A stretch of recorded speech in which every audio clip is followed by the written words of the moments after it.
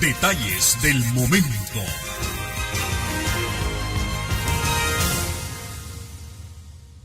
Muy buenos días, amigos televidentes de Detalles del Momento. Sean todos bienvenidos a esta sintonía nacional con Canal 6 nicaragüense, por gracia de Dios. Puede sintonizarnos en horario de 8 a 9 de la noche a través de Canal 15. Puede hacerlo en horario vespertino de 4 a 5 de la tarde a través de la poderosísima señal de Radio 800. En este preciso instante a través de nuestro Facebook Live y cuando usted lo considere conveniente a través de nuestra plataforma en YouTube. Gracias por estar con nosotros. Estamos arrancando semana, hoy es 27 de julio del año 2020. Esperemos que en el transcurso, laboralmente hablando, de los próximos días podamos encontrar muy buenas noticias, pero sobre todo que nos carguemos de esperanzas, de fe, de esa energía vital que es la que mueve los corazones cuando queremos sembrar cosas que sean de provechos para esta Nicaragua que es suya, que es mía, que es de todos, pero que no le pertenece en lo particular absolutamente a nadie. Gracias por estar con nosotros. Vamos a tener hoy un programa de carácter internacional.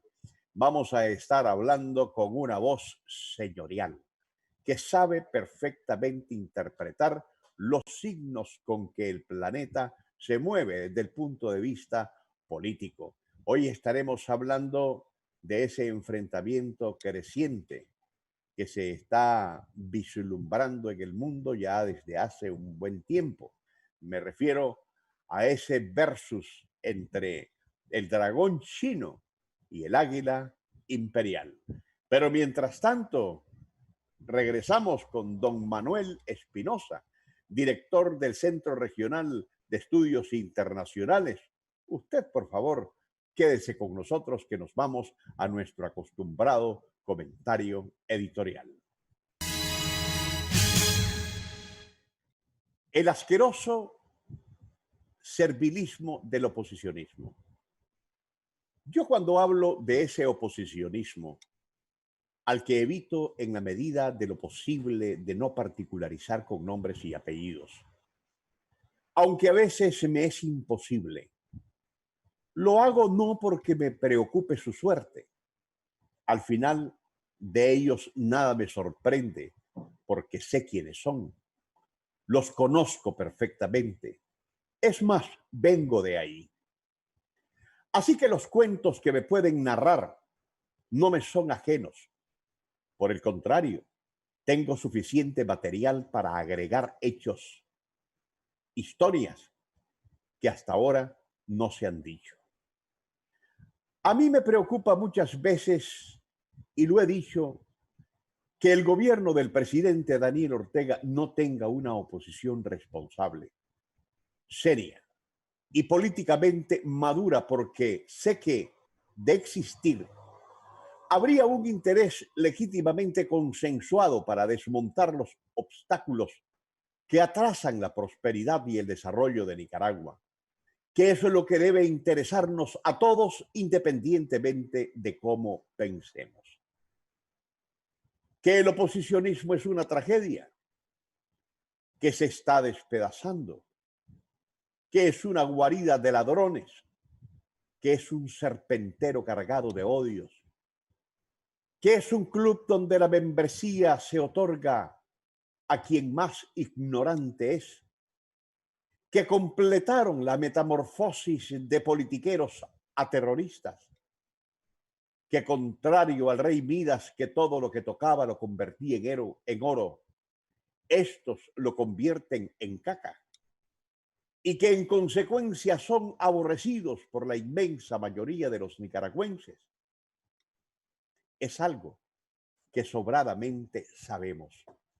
Y nadie puede venir a convencernos de eso, porque toda esa rara amalgama de miserias humanas, estando en el fondo del abismo, en vez de buscar cómo salir de él, lo único que hacen unidos es cavar más su sepultura en el corazón de un pueblo que como el nuestro se manifiesta herido y a la espera de las elecciones del 2021 para extinguirlos, para forzar el surgimiento de una verdadera oposición que tenga el propósito de hacer por el bien común, de entender que los gobiernos, por tener signos ideológicos y propuestas diferentes, no pueden verse como enemigos, porque el enemigo es la injusticia, la iniquidad y lo injusto que hay aquí es el oposicionismo criminal e irresponsable.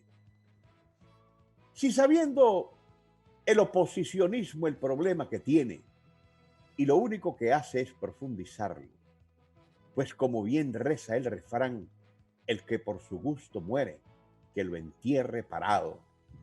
A nosotros que estamos del lado correcto de la historia, porque somos parte de la realidad constructora de Nicaragua, seguimos hacia adelante, trabajando, organizándonos, ejecutando una infinidad de proyectos sociales, levantando la economía a pesar de los golpes y sin mirar atrás, donde se quedó el odio con toda su necedad y estupidez, diciendo con peso, forma y argumento lo que corresponde para consolidar la Alianza Unida Nicaragua Triunfa.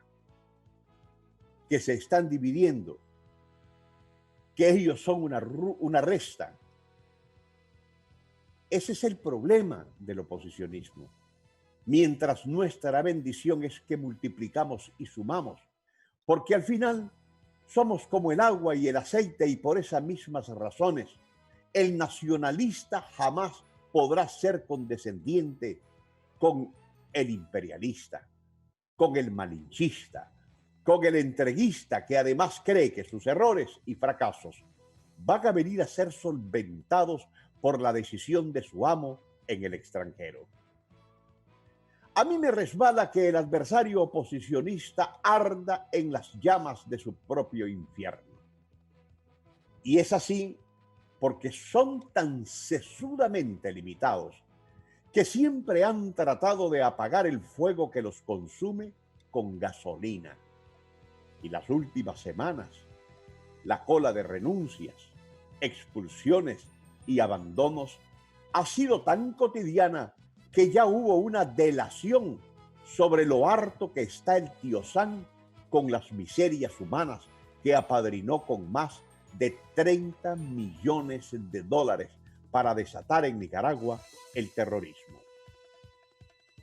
El pasado viernes, en Radio 800, escuchaba a un personaje ártico que no para de andar del timbo al tambo diciendo que a nosotros nos tienen locos, sus locuras, que van ganando, quién sabe qué, pero que no calza en ningún lado, porque tiene la lengua más suelta que la de la tula Cuecho, y que ya se volvió en una referencia aborrecida en cualquier parte donde haya un oposicionista. Y lo escuchamos decir que el tío Sam ya tiró la toalla, que Mr. Donald Trump se ha reunido con algún sector de la abandonada diáspora en el exilio, en el imperio, para gritar a sus ahijados que son unos estafadores y que ellos mismos están convencidos que no hay nadie aquí que le meta las manos al FSLN. De la misma manera que el oposicionismo aquí es cualquier cochinada y que nadie podría osar decirnos que eso va a cambiar en el futuro, porque solo sería propio de un cuento panchomadrilesco, tampoco el tapudo activista de la derrotada reelección de Donald Trump, que además se cree la conciencia política de sus pares en la acera del fracaso, se vaya a creer ignorantemente que eso de la indignación imperial contra ellos, los mercenarios, los filibusteros, también es algo nuevo para nosotros. Oigan bien, desde que el fallido golpe de Estado de 2018 se estrelló contra el espíritu de libertad y paz de la inmensa mayoría de los nicaragüenses. El imperio norteamericano, el tío Sam, al que los arrastrados ven como un padre, se supo estafado. Porque para que soltara la marmaja de más de 30 millones de dólares que se hicieron Alcácer, se hicieron San Andrews en las garras de los cabecillas oposicionistas, hubo una y otra peregrinación de mercaderes de la patria malnacidos en Nicaragua que movieron sus patas para entrevistarse con lo más fascista de la política exterior imperial para mentir sobre lo que verdaderamente pasaba aquí. A estos oposicionistas no les dio el menor estupor de vergüenza mentir como lo hicieron, para que el imperio, ni siquiera ellos, se trajeran al suelo la espectacular Nicaragua que teníamos hasta antes del 2018. Y qué vergüenza iban a tener si a cambio y en tanto los entrenaban, creaban con mentiras a las condiciones para desatar el terrorismo y finalmente asesinar, torturar, destruir, saquear y quemar. Se pasaron años, entonces, previo a todo esto, recibiendo mesadas y jugosos presupuestos para destruir al país con el cuento de que aquí había una dictadura que les dejó hacer todo lo que hicieron, los amnistió por lo que hicieron y todavía sigue permitiendo amenazas que están desubicadas y descontextualizadas, porque si ya lo olvidaron, les recordaré necesariamente que lo que pasó, pasó y no tiene repetición. Dicho esto, lo que más me asquea, y es algo que me es totalmente repulsivo, es la actitud mediocre y miserable de este oposicionismo, de creer que serán los Estados Unidos quien va a venir aquí a entregarles el poder, y que el sandinismo, que gobierna haciendo una revolución cimentada en un pueblo que la apoya, lo permitirá. Qué arrastrados que son, qué mercenarios y filibusteros se venden. Qué descenso más prostibulario el de aquel que se revuelca en el mismo charco de los enemigos de su país para arrebatar el poder a quien lo alcanzó por la decisión del pueblo que lo apoyó ayer. Lo apoya hoy y lo apoyará mañana, y eso es algo que no va a cambiar, y menos ahora que el más brutal fascismo que haya llegado a la Casa Blanca, el representado por Donald Trump, está a punto de irse de ella. Porque el mismo pueblo norteamericano sabe que el peor error de Estados Unidos fue haberse creído un imperio que está en un proceso vertiginoso de derrumbe, que se cae a pedazos en medio del odio que el mundo tiene a su arrogancia, a su prepotencia, a su actitud invasora e interventora, y que en vez de ver hacia adentro de su país, se preocupó única y delictivamente por saquear y asesinar a pueblos débiles que, como el nuestro, tuvieron la desdicha y tragedia de contar con chupatraseros criollos que ya fueron vencidos por la historia, que están siendo sepultados por el presente y que van a ser totalmente extintos en noviembre del 2021 por el futuro, porque cada uno de ellos son más que aborrecibles.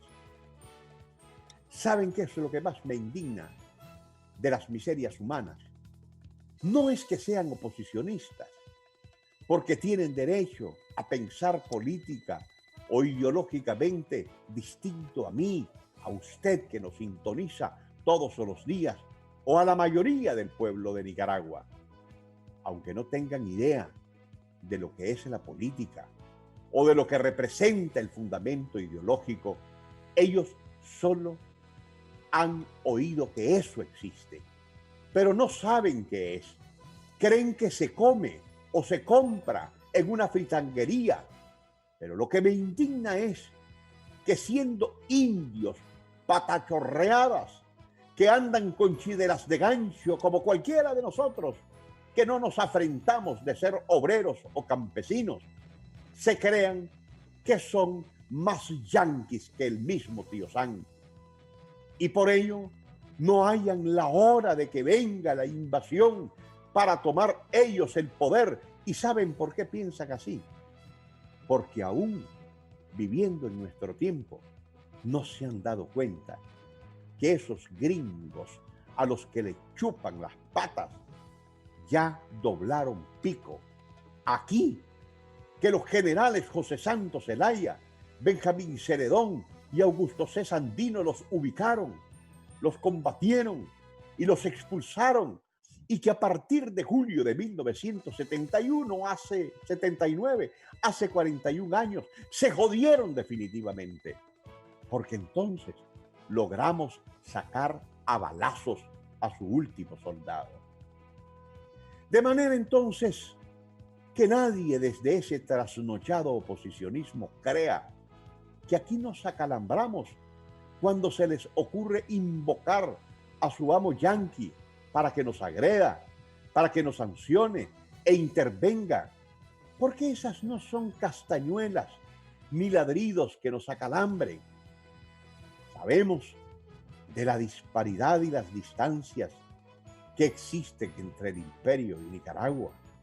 Por supuesto que sí. Sabemos del peso específico de la economía y el poder militar de allá y de aquí. Pero algo que a nosotros nos sobra, que no está en el arrogante diccionario de la Casa Blanca, en la gran mayoría de los que nos sentimos orgullosos de haber nacido aquí, es la dignidad, la que nos ha hecho valer siempre como pueblo rebelde ante agresores y ante sus lacayos nacionales. Que Dios bendiga a Nicaragua.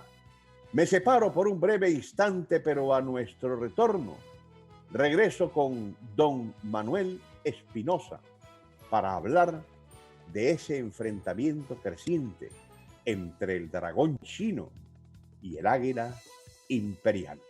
Quédese con nosotros. Vuelvo en un momento. Amigos televidentes de Detalles del Momento, me es grato hoy, arrancando lunes, compartir desde esta realidad virtual que tenemos en nuestro país, a propósito de esta pandemia de la cual debemos responsabilizarnos todos, porque como insisto, esto no es un asunto de ningún gobierno. La mejor y eficaz manera de combatir esto no son las políticas únicamente emanadas de los gobiernos, es la contraparte. Y la contraparte somos ustedes, soy yo, somos todos los que nos involucremos en este asunto, que además es planetario. Y a propósito de los temas planetarios, de lo que está pasando en el mundo, más allá de la pandemia y de lo que se mueve abajo, que son intereses increíblemente poderosos, hoy vamos a conversar y le damos la mayor bienvenida a mi buen amigo, el licenciado Manuel Espinosa, director del Centro Regional de Estudios Internacionales, para abordar hoy, entre otros aspectos, otros temas, el enfrentamiento entre el dragón chino y el imperio norteamericano, que va ascendentemente preocupando desde el punto de vista de las posibilidades bélicas, porque ya desde el enfrentamiento político es notorio la situación. Que nos ponga en perspectiva, Manuel, cómo está en ese particular esta lucha entre el dragón chino y el imperio norteamericano, con posiciones políticas e ideológicas totalmente equidistantes. Manuel, bienvenido, buenos días, ¿cómo te veo? Lechugón. Muy buenos días, Moisés. Siempre es un placer estar en tu programa. Estamos bien, bajo la bendición del Señor, hermano. Aquí ya iniciando la semana, trabajando. Alguien me preguntó la última vez que estuvimos en el programa, ¿y qué es lo que tendrá Manuel allá en esa biblioteca que domina este escenario? No creo que sean cuentos de Pancho Madrigal, le digo yo. Me imagino que debe ser una, una biblioteca de obras conspirativas internacionalmente que no es jugando y que además te la deben de envidiar, Manuel. Ah, lo que pasa es que yo tuve una preparación en relaciones internacionales y mi especialidad geográfica son los norteamericanos, los Estados Unidos. En toda su dimensión, cultura, historia, política, asuntos económicos, jurídicos, militares, de todo tipo, ¿verdad? Y entonces ahí atrás hay muchos libros sobre la política exterior norteamericana, memorias de presidente, memorias de los secretarios de Estado, memorias de los secretarios de defensa, de todos los jefes de la central de inteligencia, porque todo esto está, vos sabés, muy interrelacionado. Y lo importante es conocer a primera voz, ¿verdad?, las cosas para entender la dinámica, cómo ellos operan. Y prácticamente ahí te puedes dar gusto en muchas cosas sobre los Estados Unidos, que es muy interesante. Fue un país muy interesante, vos sabés, muy poderoso y está cercano de nosotros y esa cercanía lo hace ser más peligroso para nosotros, pues. Pero estás hablando de unos Estados Unidos y unos documentos que tenés a tu espalda, en materia escrita, de cuando el mundo era unipolar, de cuando Estados Unidos se representaba una hegemonía total y absoluta. Hoy, en el 2020, nos encontramos con un país, Estados Unidos, internamente convulsionado, pero además de eso, con el creciente, creciente poderío militar, político y que ha tocado puertas a América Latina desde el 2020, en lo particular con China, con el que hay un contexto de enfrentamiento diplomático que es parte de una escala de situaciones en ese enfrentamiento entre el dragón chino y el imperio norteamericano. Claro. Mira, quiero hacer una especie de paréntesis en función de transmitir a los televidentes que nosotros en esta revista de edición sandinista que se publica de manera mensual, hemos estado escribiendo sobre todo este cambio que viene ocurriendo en el orden mundial, ¿verdad? Y mes a mes hemos venido colocando ahí artículos de análisis estratégico sobre el declive de los norteamericanos por varias formas, racial, económico, y uno de estos ejes, en verdad, de declive es el enfrentamiento fuerte que tiene ya con China, ¿verdad? ¿Por qué? Porque ellos están disputándose el poderío global en varios términos, ¿verdad? Económico, financiero, hay una guerra ahí de divisa muy fuerte, tecnológico y lamentablemente pues también hay una competitividad militar, pero todavía no ha ocurrido ninguna escaramuza. Entonces, yo recomiendo pues a la militancia sandinista que adquieran esta revista muy informativa, sobre todo en los aspectos de análisis que estamos ahí produciendo. Es importante porque te da el día a día y con el realismo que vos has visto, no son los Estados Unidos de antes del 59, en la aparición de Cuba, ¿verdad?, de la revolución cubana, no son a los Estados Unidos, inclusive después del derrumbe de la Unión Soviética y el campo socialista, ellos han venido perdiendo mucho liderazgo internacionalmente, pero no solo de manera intangible, sino tangible, porque vos ves que hay un responder ya más práctico de los contendientes, de aquellas naciones que le están contendiendo internacionalmente. ¿Cómo sería mejor conceptualizar a China, Manuel?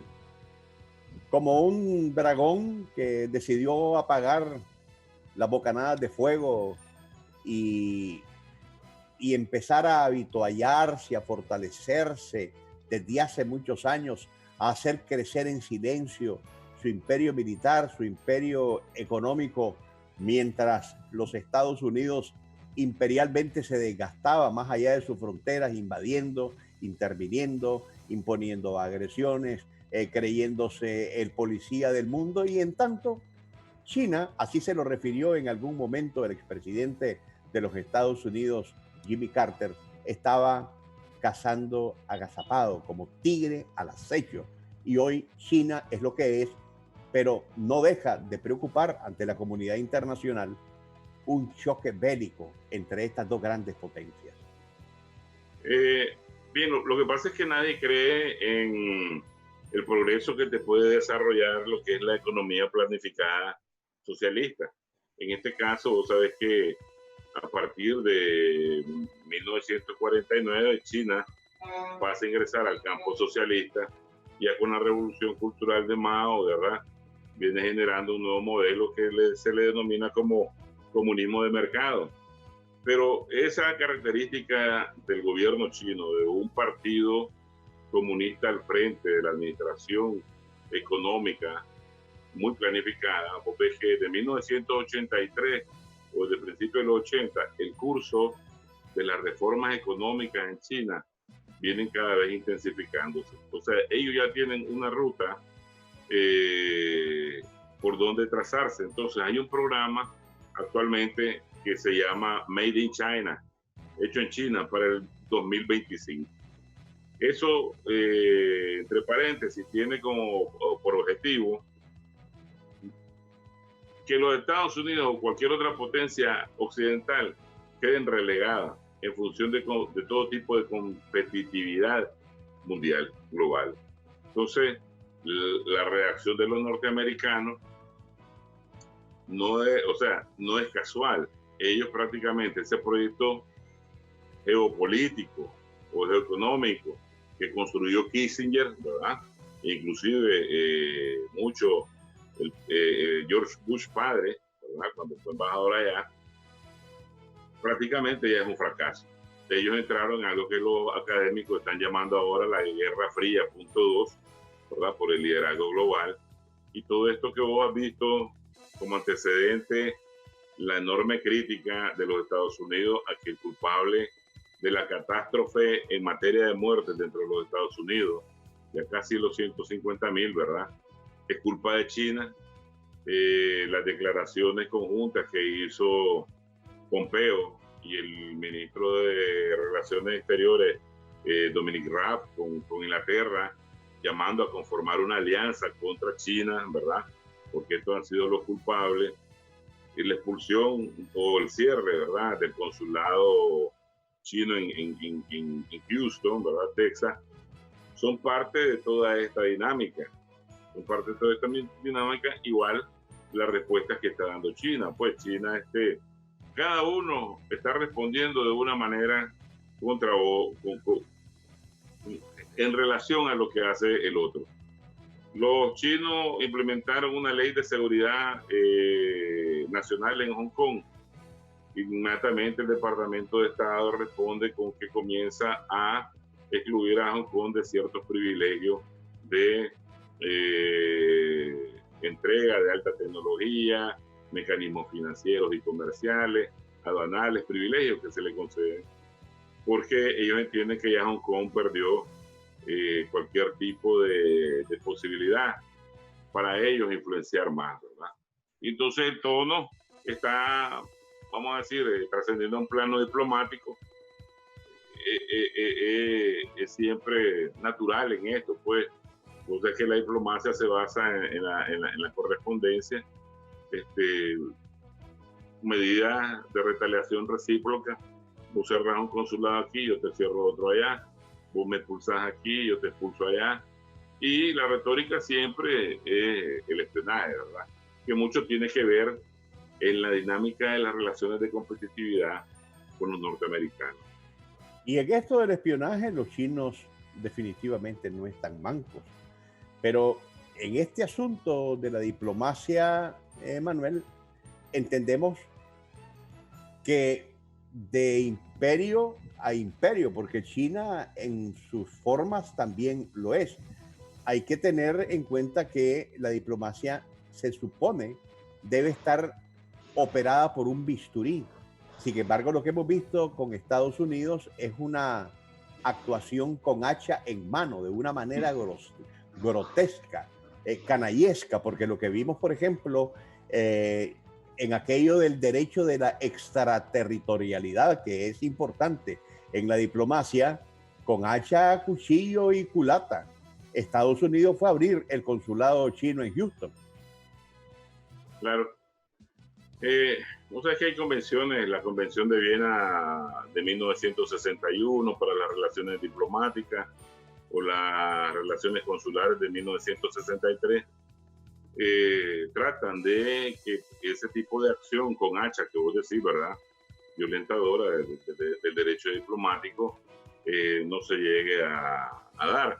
Lo que pasa es que los norteamericanos apuestan siempre a una ignorancia total y del planeta y de su propia opinión pública, de sus propios ciudadanos, sobre lo que son las cosas. Mira, la realidad, cuando vos miras cuál es la excusa porque cerraron el consulado en Houston, que era un centro de espionaje, que estaban robando propiedad intelectual y que algunos funcionarios en el aeropuerto fueron ahí, como te dijera yo, se develó que habían falsificado datos en sus pasaportes, etcétera, etcétera. Pero mira, hombre, la gente debe saber que en toda embajada hay oficiales de inteligencia encubierta con fachada diplomática. Entonces, Imagínate lo que Mr. Sullivan puede tener aquí en Nicaragua. No, mira, en caso de los norteamericanos, ¿verdad? Para que la gente entienda, en cada embajada hay una estación de la Central de Inteligencia Norteamericana. Eso es así. Entonces, ¿y cómo están ministros de cultura? O sea, los agregados culturales, los agregados de asuntos políticos, periodistas, los de asuntos económicos, los de cooperación internacional para el desarrollo. Cada embajada trabaja su propio formato, bajo una especie de tecnicismo común, ¿verdad? Y entonces es como un tanto fuera de lugar que el Estado, en este caso los norteamericanos, que tienen, vamos a decir, uno de los mayores servicios de inteligencia en el mundo, que hacen lo mismo desde sus consulados y sus embajadas, venga a decirle al otro con gran susto, para asustar al mundo, que eso es un centro de espionaje, ¿verdad? Entonces, lo que pasa es que la inteligencia china es cosa seria. Te voy a decir, para los 80, los norteamericanos, los oficiales dentro de la CIA se calculaban en más de 25.000 hombres. Los que están ahí en cuartel general, más los que están en todo el mundo, ¿verdad? Disfrazados de comerciantes, de periodistas, sin meter toda su red de agentes en cada país que son sus colaboradores. Los chinos... Y sus sirvientes nacionales, los sirvientes nacionales.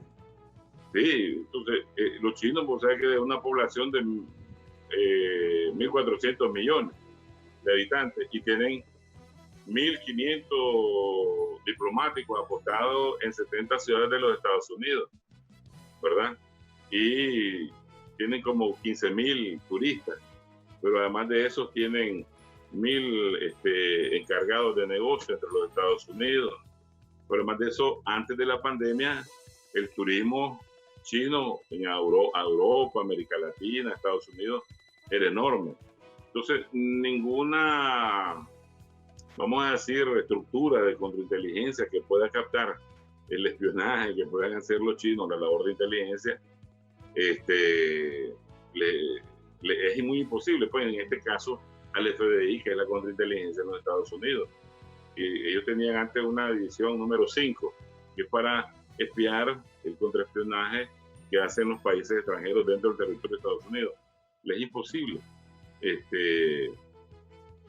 contrarrestar, pues, tal vez esa capacidad de labor de inteligencia del ministerio, se llama Ministerio para la Seguridad del Estado, de los chinos, y dentro de eso está la segunda división, que es la división de inteligencia exterior. Manuel, tengo que hacer una necesaria pausa comercial. Usted, amigo televidente, que está sintonizado con detalles del momento, quédese, que ya volvemos en un instante.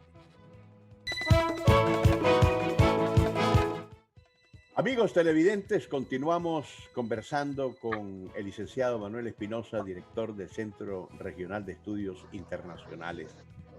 Estamos abordando este tema tan importante de las relaciones entre el dragón chino y el águila imperial, las relaciones entre China y los países de América Latina obviamente están prosperando.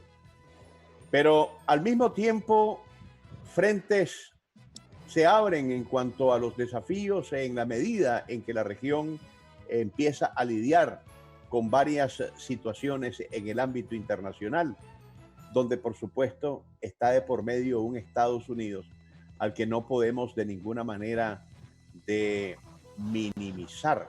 Sin embargo, es obvio que su capacidad de influencia está deteriorándose en una América Latina que, aunque tiene muchos gobiernos que pueden coincidir con la política del imperio norteamericano, también hay otros que están inspirando a otros gobiernos también a entender que todos los huevos no pueden estar en una misma canasta, que hay que diversificar la economía y que cuando se habla de economía en el mundo, China es uno de los mayores referentes.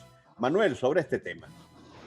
Sí, bien, este tema de la confrontación Estados Unidos versus China tiene muchos elementos ahí flotantes que hay que unirlo, ¿verdad? Con varios hilos para entender una lógica. Nosotros, de nuevo te digo, en el número de marzo de la revista sandinista, Visión Sandinista, escribimos un artículo que se llama El coronavirus como instrumento de guerra geoeconómica, ¿verdad?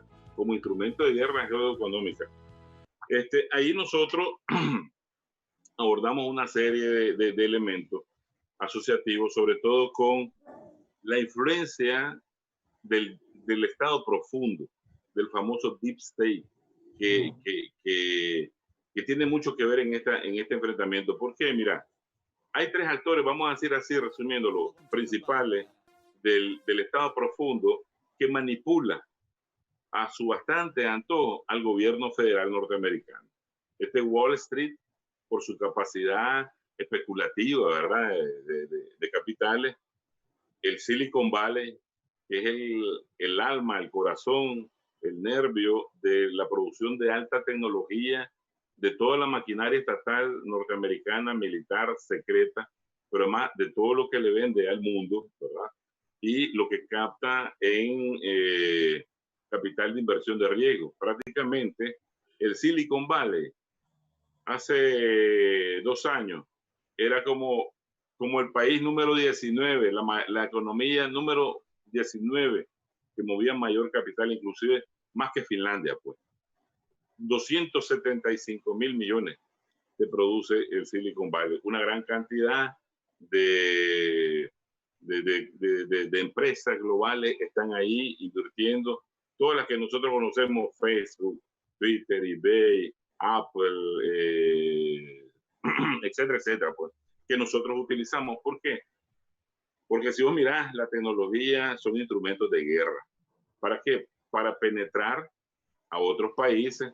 Todo lo que nosotros estamos conversando a diario, lo que estamos buscando, todo eso queda rastreado, ¿verdad? Entonces, el Silicon Valley está ubicado en California, o sabes, en la bahía de San Francisco, pero se ha ampliado enormemente. Managua le queda pequeño a toda esa cantidad de empresas y fábricas de producción tecnológica, si quisieras compararlo territorialmente. Entonces, ellos están metidos en la producción de investigación y desarrollo para el futuro. Ahí todas esas empresas tipo startup, de las que están innovando permanentemente, están ahí. Pero cuando ves la otra contraparte, que son los chinos en la ciudad de Shenzhen, también tienen y Facebook y Twitter, pero a su manera, ¿verdad? Pero con mayores capacidad. Y entonces te están diciendo ya que esta aplicación TikTok, que es muy humorística, que ya todo el mundo la está viendo, ¿verdad? Es un peligro para la seguridad nacional.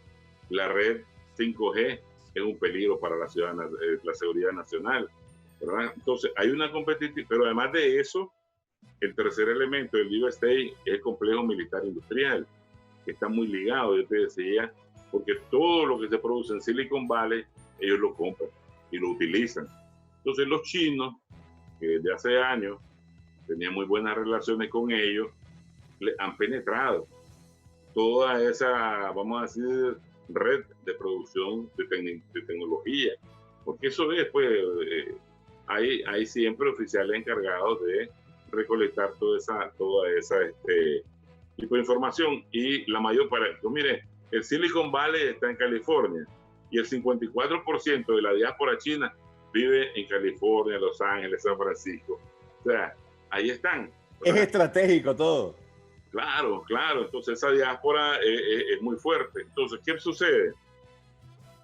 Al mismo Trump le conviene, siempre hemos estado hablando que para él buscar cómo ganar el segundo término de las elecciones, le conviene entregar al establishment, que antes se le llamaba establishment, ahora se le llama el gobierno bajo la sombra, ¿verdad? El shadow governing, ahora es el deep state, el estado profundo, una guerra. Entonces le está poniendo en la mano ya, con todas estas acciones, la guerra fría con China. O sea, no es ni siquiera con un país menor, ¿verdad? Sino con la segunda potencia económica, tecnológica del mundo, donde la inversión de capital para enfrentar esa guerra le va a satisfacer a todos estos contratistas militares de tecnología y a los especuladores de Wall Street en mucho. Por eso es la gran excusa de que el problema de la pandemia, la monstruosidad que les está pasando, tiene un culpable y se llama China.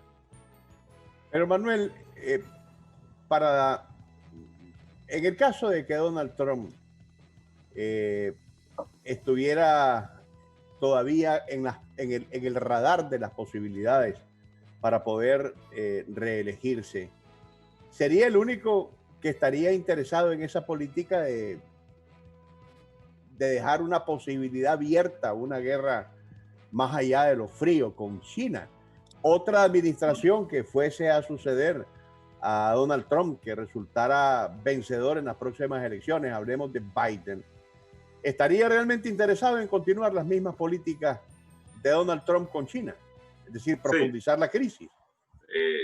Lo que pasa es que acordate que esta guerra fría es choque de gigantes sin llegar a lo caliente, que es la utilización del arma atómica, ¿verdad? Pero pueden haber cierto grado de escaramuza. Se pueden dar sus cachetadas. Correcto. Entonces, puedes considerarlo inclusive después de esta expulsión del cierre del consulado en Houston y el cierre que montan los chinos en la ciudad de Shandong, ¿verdad? Teniendo en cuenta la coalición que están armando con los británicos, que otros países como vagones de tren se apeguen a cerrar consulados chinos en muchos lugares, inclusive algunos peleles pues, de América Latina, ¿verdad? Todo eso puede ser un escenario. O como sucedió en el caso de Skripal, pues con los rusos. ¿Te acordás que muchos se plegaron a declarar persona no grata a varios diplomáticos rusos en varias ciudades? Otra puede ser un escenario, una escaramuza en el mar territorial del sur de China, donde los chinos reclaman el 80% del mar territorial ahí. Una escaramuza donde el ejército norteamericano utilice un armamento moderno y supersónico, le destruya una nave marítima a los chinos, pone en vergüenza al país, pone en vergüenza al ejército chino, trata de levantar el prestigio de Trump como un hombre capaz de dirigir una guerra contra China y levantar el prestigio internacional norteamericano. Y eso ahuyentaría a la mayor cantidad de inversionistas o otros actores que tengan relaciones comerciales mayores con China, pues. Entonces, pero nunca van a ir a una situación mayor, porque ya los norteamericanos no tienen la supremacía tampoco militar, pues. Me hubiese gustado, Manuel, continuar ahondando sobre este tema, porque también se nos queda en el tintero, a lo mejor rápidamente, en alguna frase lo podrías sintetizar. ¿Hasta dónde China? Bueno, hay una economía que está abierta de América Latina a China. China ha logrado introducir su economía a América Latina en una relación obvia de reciprocidad con algunos países, pero también existe la amenaza imperial sobre estos países que de América Latina han querido condescender o establecer relaciones comerciales con China. ¿Hasta dónde China estaría dispuesta y a través de qué expresión en defender ese mercado que ha abierto aquí en América Latina? Sí, mira, ellos trabajan mucho en la apertura de mercados para sus productos, para todo tipo de bienes, ¿me entiendes? Y inclusive están abriendo una especie de mercado de capital, asistencia o financiera a muchos países, en proyectos específicos, pero también con aquellos países que puedan de alguna u otra manera hacerle frente a los proyectos y al monto de los préstamos, porque también en la guerra de divisas, la introducción de capital en estados foráneos, en otras regiones del mundo, es un asunto de corte estratégico. Y muchos países de Latinoamérica lo están contemplando, uno, por la insuficiencia norteamericana, sobre todo en este periodo de recesión, vamos a decir, no podemos decir post-pandémica porque ni los gringos han salido de esta, ¿verdad? La incapacidad del G2, del G7, del G20, también de asistir financieramente a los países. Entonces China resulta una opción mayor. Bueno, Manuel, nos ha vencido el tiempo, desgraciadamente, y es tan abundante este tema de China planetariamente hablando, pero también de China latinoamericanamente hablando. Vamos a dejar un espacio abierto para un nuevo encuentro aquí contigo, Manuel. Muchísimas gracias. Y a usted, amigo televidente, por su atención. Hasta mañana, si Dios así nos lo permite. Gracias, hermano. Detalles del momento.